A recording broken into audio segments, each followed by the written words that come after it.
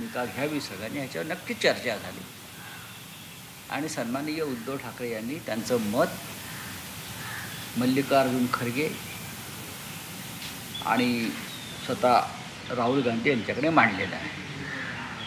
काल काँग्रेस पक्षाचे नेते वेणुगोपालजी यांनीही काल उद्धव ठाकरे साहेबांशी संवाद केला या विषयावरती. सगळ्याच पक्षाशी ते करत असतील, त्याच्यामुळे आज त्यांचा उमेदवार जाहीर झालेला आहे. आता आमची 10:15-10:30ला एक बैठक आहे. त्या बैठकीमध्ये खरगे साहेबांच्या चेंबरमध्ये आम्ही चर्चा करू या विषयावरती. याच्यात शिवसेनेची भूमिका स्वतंत्रपणे असण्याची काही मला आवश्यकता वाटत नाही, कारण ते इंडियाचे उमेदवार आहेत लक्षात. आणि आम्हाला इंडिया ब्लॉक म्हणून विचार आणि निर्णय एक वेगळा घ्यावा लागेल, तो काही असेल, आणि तो सहमतीने घेण्यात, जो निर्णय असेल तो सहमतीने घेण्यात येईल. सर, काल इंडिया आघाडीला पण विनंती करण्यात आली आहे भाजपकडून की तुम्ही बिनविरोध करा निवडणूक.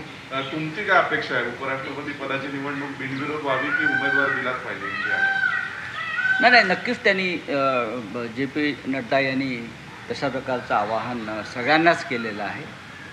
खरं म्हणजे संवैधानिक पदावरच्या या निवडणुका राजकीय संघर्षातून ठिणग्या पडून होऊ नयेत या मताचे आम्ही पहिल्यापासून आहोत.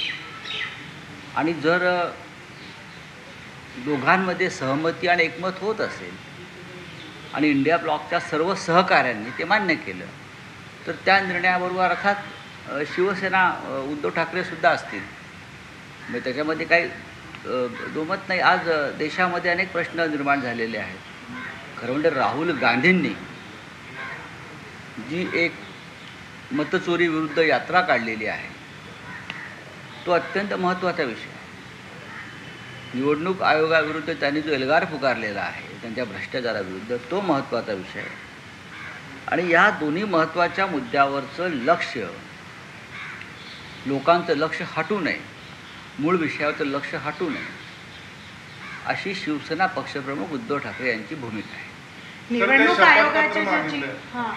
आयोगाचे जे चीफ आहेत काल ज्ञानेश कुमार यांनी शपथपत्र मागितलंय राहुल गांधींकडून.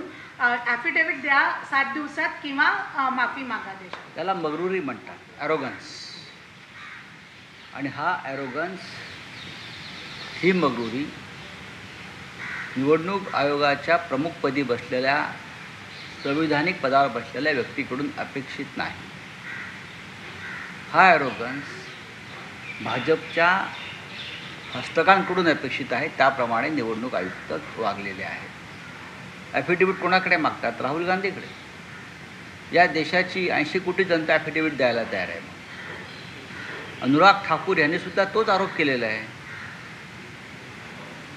ज्ञानेश कुमार निवडणूक आयुक्त हे ज्या पक्षासाठी वकिली करत आहेत, त्याच पक्षाचे अनुराग ठाकूर व अन्य काही लोकांनी राहुल गांधीप्रमाणेच कुठल्या कुठल्या मतदारसंघात किती लाख मतंची चोरी झाली, डुप्लिकेट मतं आली, हाच आरोप जर अनुराग ठाकूर यांनी केला असेल, केंद्रीय मंत्री जबाबदार, तर या निवडणूक आयुक्तांची केंद्रीय मंत्र्याकडे ॲफिडेव्हिट मागण्याची हिंमत आहे का? हे सांगावं ना. त्यांनी अनुराग ठाकूरचे आरोप पहा. वायनाडमध्ये काय झालं, रायबरेलीमध्ये काय झालं, इटावामध्ये काय झालं, कशा मतांच्या चोऱ्या आणि मतदार याद्यांमध्ये घोटाळे झाले, हे स्वतः एक केंद्राचा मंत्री कबूल करतो आहे.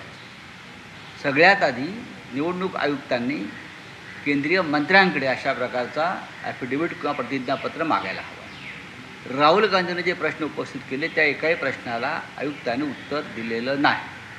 सर, एका ठिकाणी तिजोरी जी आहे राज्याची ती खडखडाट चालली आहे, तर दुसऱ्या ठिकाणी एअर इंडियाची जी इमारती आहे ते राज्य सरकारने 1601 कोटी रुपयांमध्ये जी घेतली, आणि हा निर्णय त्यांनी म्हणजे मोठ्या गाजावाजाने सांगितलं गेलं.